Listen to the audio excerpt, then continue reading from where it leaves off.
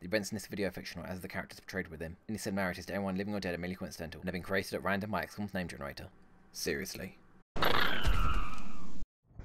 Welcome one and all to part 2 of my XCOM Enemy Within Long War Impossible Ironman campaign, and to the silent prayer that is the UFO Crash site, Hidden Hymn.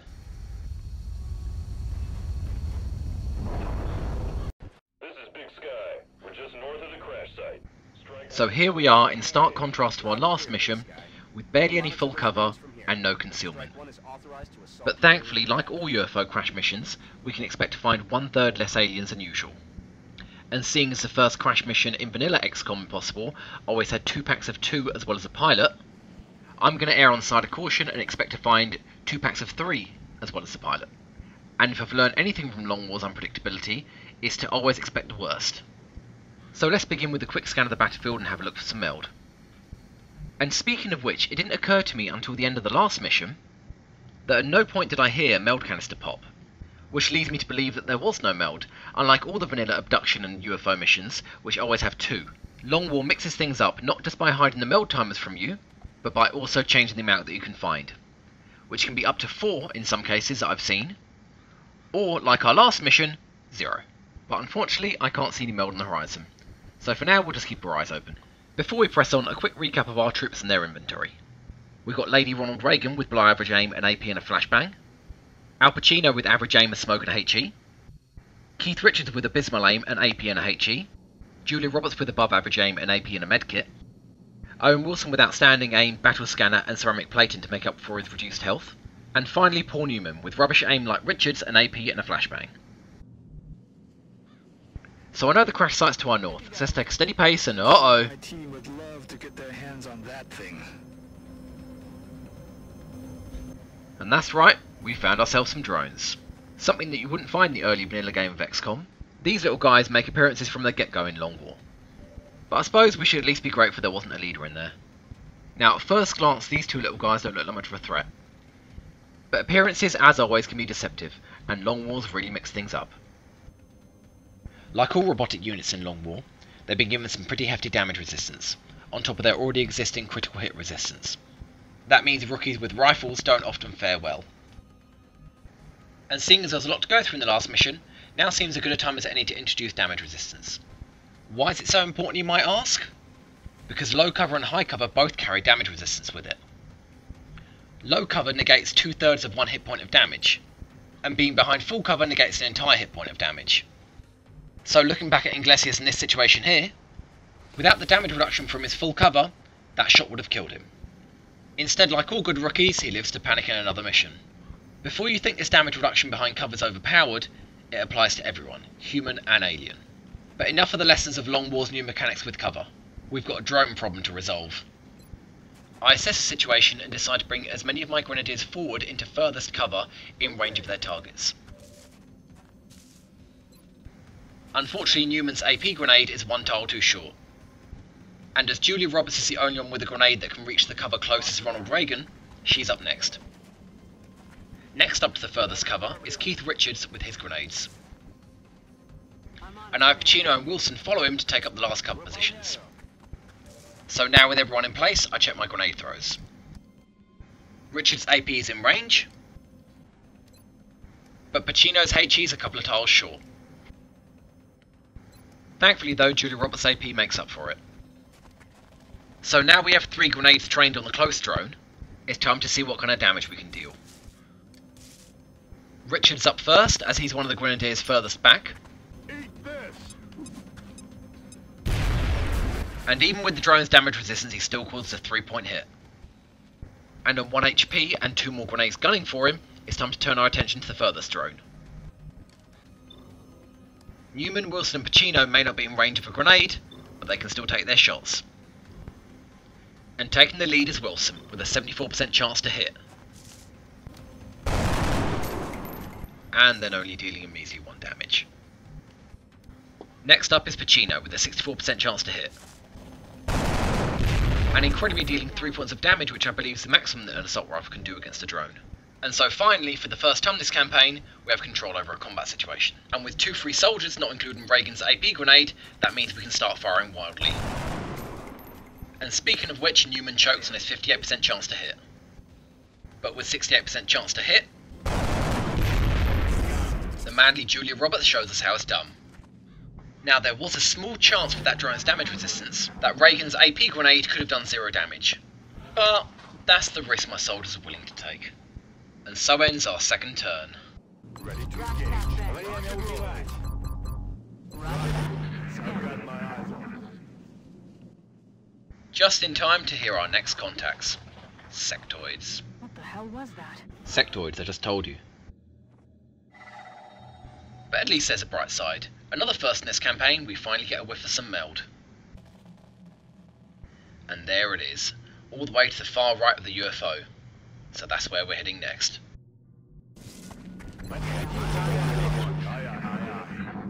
But before we tempt fate and go any further, it's time to find out where our friendly neighbourhood pilot is. So Wilson chucks the battle scanner he was saving just for this reason. And there he is, huddled away in his little crystal on the left-hand side of the ship. A being of almost pure energy. And I don't intend to startle him, because like everything else, Long War's given him quite a boost. So we'll leave him for last. Time to move out, giving the UFO a wide berth. And like I mentioned in the last mission, it's absolutely fine to leave your troops out of cover at the end of the turn, as long as there aren't any aliens active. Okay, I'm rolling. got it. Moving. It's almost as if the pilot knows we're here. Well, there goes our 2 turns of vision. Nevertheless, let's get to that meld before it pops. Giving the UFO as much room as I can muster. And there's our meld, still in one piece.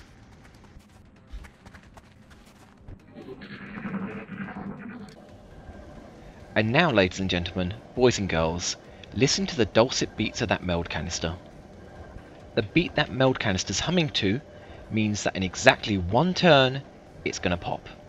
That means if I don't grab it this turn, I won't get it at all. Now, even though you can see Paul Newman, my frontman, is well out of range of it, and contrary to the following actions, I'm completely aware of this.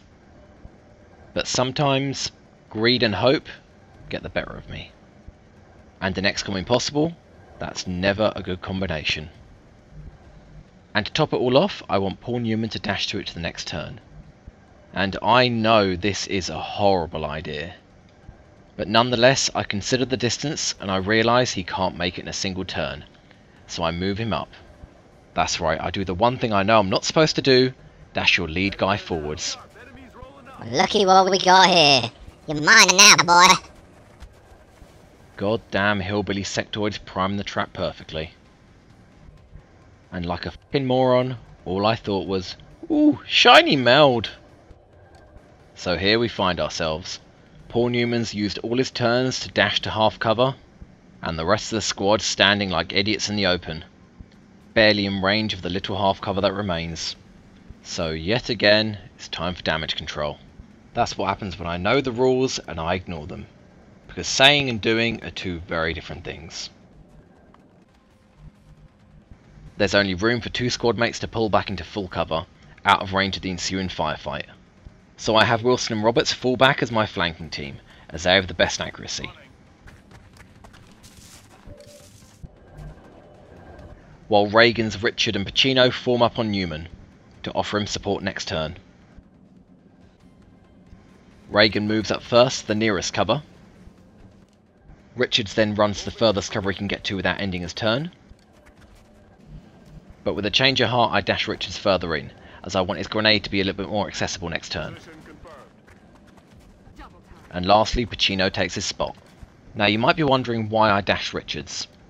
As Newman had already dashed, and Pacino had to dash to reach his cover, there was no way I could get everybody to hunker down.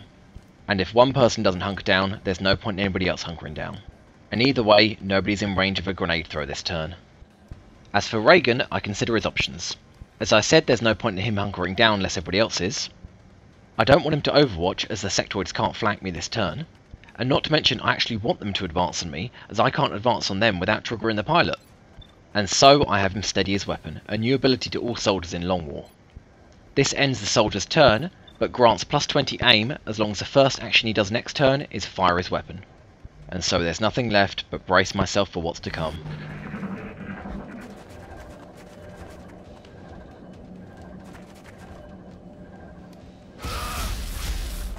Newman takes 4 damage to the face like a champ.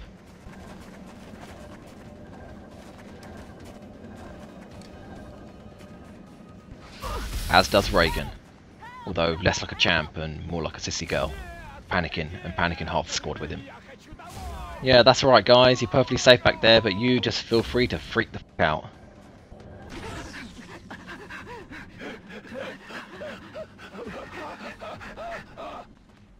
So half the front team heavily wounded, with one of them panicking, and the flanking squad panicking as Pacino's backup singers.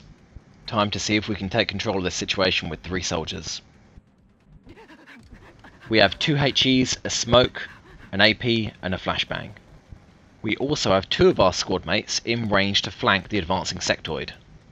So knowing I can probably kill the advancing sectoid this turn, I check Newman's throwing arm for his flashbang, and it looks slightly out of range of the concealed sectoid. Richards could probably get to the cover on the right to flank, if only Newman wasn't in his way. So considering my options, I bring Newman out of cover to get him in range for the flashbang. Taking all of my available options into account, the front sectoid should be dead and the far sectoid should be stunned, so I think that's an acceptable risk. And thankfully, it looks like he's just in range for the big flashbang. And with Newman out the way, Richards can move to the cover to flank. 67-60 is not great, but in times like this you have to take what you can get. And with an incredible 9 damage crit, Richard pulls it out of the bag. All that's left now is to let Newman's flashbang loose. Okay. Hoping may not get you far in this game, but when you're backed up against the wall, that's all you've got. And with Newman out of cover, I pop a smoke just to be sure that sectoid doesn't do anything rash. And just as predicted, under the effects of a flashbang, sectoids too can panic. What you doing there, little buddy? You want to wake up the pilot? I think he's taking a mid-flight cruise snooze. So with everyone out of immediate danger, it's time to retake control. I move Wilson and Roberts round to get ready for the flank. Got it. Moving. We'll go. I move Reagan up to join the crew and shuffle Pacino over to give Newman his cover back. Aye, aye, Commander. And although Richards got a shot on that little guy, I don't want to risk waking up the pilot and totaling the mission, so I let him go. And then hunker everybody down just to be safe.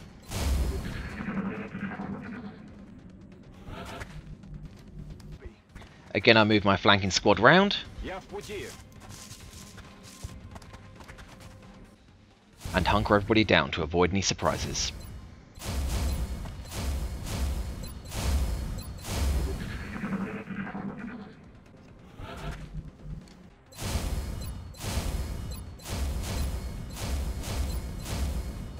Another turn more of that and I'm beginning to get worried, as that little guy could really have travelled far by now. So this time round I only hunker down my injured troops, Newman and Reagan, while the rest of the squad keep their eyes open and go into Overwatch. And lo and behold, there he is!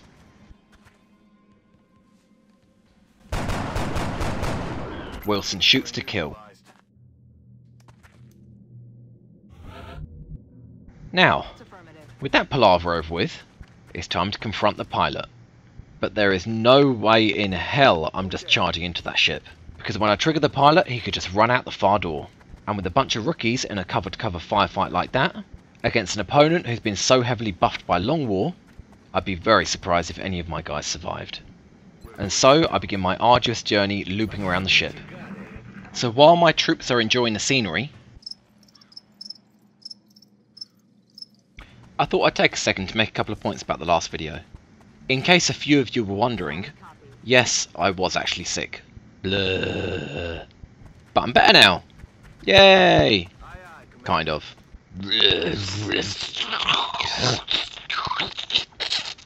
And as it happens, that's how I had enough time to sort everything out and get it working. Because I'm sure as you can see, I didn't have a fucking clue.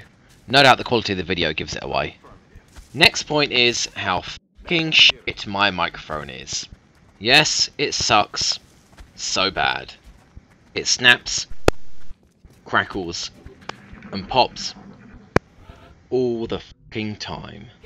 And no, I didn't intentionally make those sounds, I just left my microphone recording for a few seconds. So that means I have to constantly re-record my voiceovers.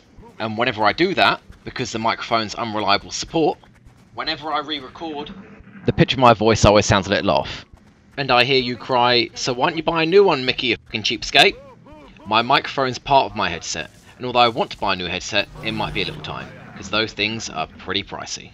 So in the meantime, I will cut out all the cracks, and use my video program to cancel out the white noise.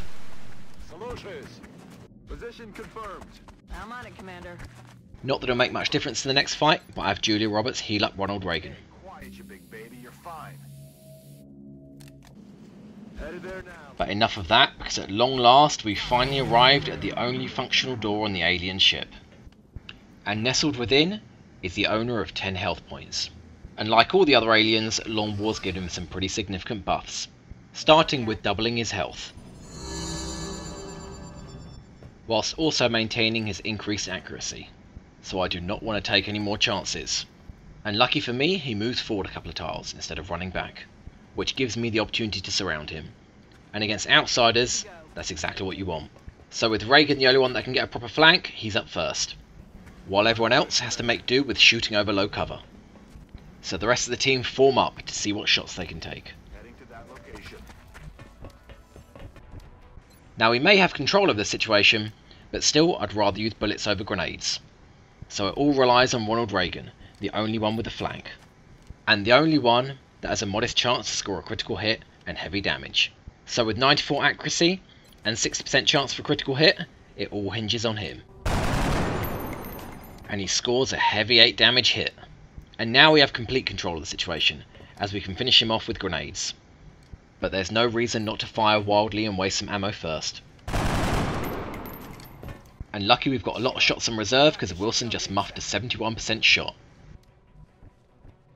Drop your weapon. We have you completely surrounded. On one side. Pacino, what are you doing? Stand down.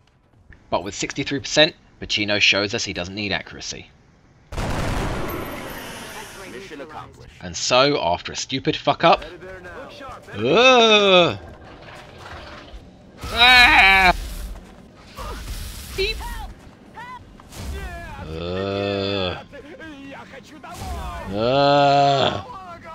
Mission accomplished. We pull it back from the brink.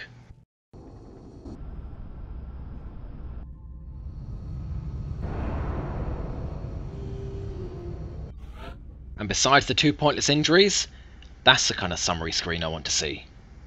Finally, Reagan and Richards can choose from one of the last 2 classes, the medic or the engineer. Wilson and Roberts can become a gunner or a rocketeer. Pacino can choose between infantry and assault. And annoyingly, only Newman with his rubbish aim gets to choose between a scout or a sniper. Or probably just a scout. And to top it all off, we got a fair bit of loot. Not just from the crashed UFO, but from not using explosives on the aliens. So all in all, a job well done. We've scrapped the UFO for parts, and I guess standard procedure says we just put a couple of tents over whatever's left and claim we're building a Taco Bell there. Right, so base management. A couple of things I did off camera. First, I click rename on all the interceptors, so that any kills they get will be converted into experience. I believe it's about 2 accuracy per kill. And of course, that's a Long War edition. Followed by 2 more interceptors, because I'm determined not to go for the satellite rush this playthrough.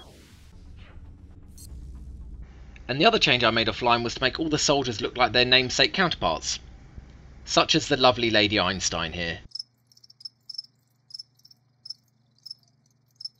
Oh, give me a break, it's not exactly like I have the same customization options as there are on The Sims. Kill me now. What the fuck? That's just creepy. Next, I made a bit more room underground, because the only 2 spaces we have available are reserved for satellite uplinks and power. And then I built an ammo drum for when the ship's ready, just because why the hell not. So with that all done, it's time to fly. And a whole 30 minutes later, these suckers really do not rest in long war. And unlike vanilla XCOM, instead of 3 missions which guarantees 2 failures, you're given 1 mission at a time, but far, far more frequently.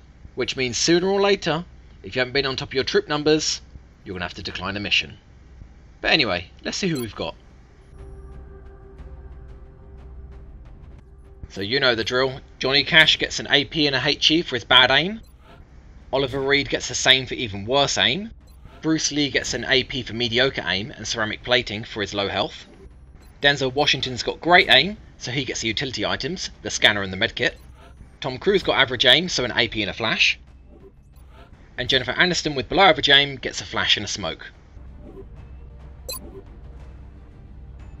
So off to Nigeria we go.